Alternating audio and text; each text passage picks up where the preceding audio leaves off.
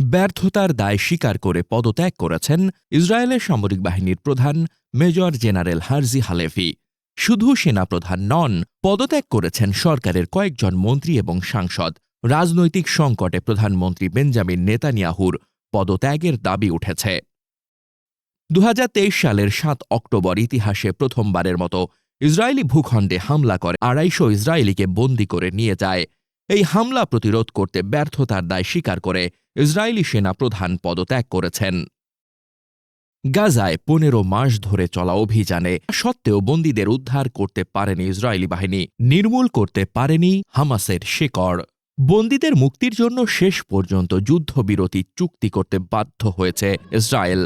এটাকেই যুদ্ধে বিজয় বলে মনে করছেন ফিলিস্তিনিরা।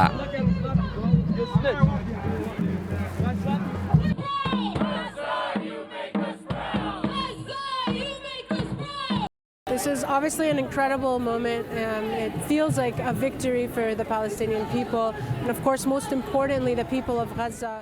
ফিলিস্তিনিরা যখন বিজয়ের আনন্দে মেতেছে, উল্টো দিকে পরাজয়ের গ্লানি ইসরায়েলিদের চেহারায়। পদত্যাগ করেছেন সেনাপ্রধান, ৩ মন্ত্রী ও সংসদ সদস্য। দাবি উঠেছে নেতানিয়াহুর পদত্যাগের। The resigning of the chief of staff is very good. It should have happened long ago, and the next one should be the Netanyahu and the government. They should take responsibility. সরকারের মন্ত্রী এমপিরা পদত্যাগ করায় সরকার ধরে রাখার চ্যালেঞ্জের মুখে পড়েছেন নেতানিয়াহু। ১২০ আসনের সংসদে তার দল লিকুদ পার্টির আসন মাত্র ৩০টি। এর মধ্যে তার দলের এমপি সাবেক প্রতিরক্ষা মন্ত্রী ইয়োভ গ্যালান্ট সংসদ থেকে পদত্যাগ করেছেন। লাইনে রয়েছেন আরও কয়েকজন। অন্য যে দলগুলোর সমর্থনে সরকার গঠন করেছিলেন তার মধ্যে কট্টর ডানপন্থী ওজামা ইয়েহুদিতের ৩ মন্ত্রী পদত্যাগ করেছেন। তালিকায় আছেন জাতীয় নিরাপত্তা মন্ত্রী বেন গাভির। পদত্যাগের হুমকি দিয়েছেন অর্থমন্ত্রী বেজালিল স্মোত্রিক।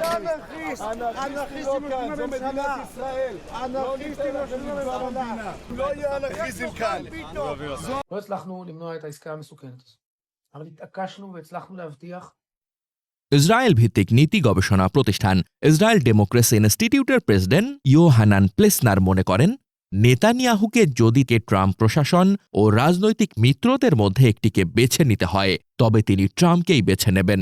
ইতোমধ্যেই তিনি সে সিদ্ধান্ত গ্রহণ করে ফেলেছেন।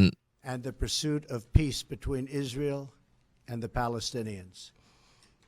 This is a long overdue step to advance the peace process and to work towards a lasting agreement. ট্রাম্পের কথা শুনতে গিয়ে ক্ষমতা হারানোর আশঙ্কায় নেতানিয়াহু।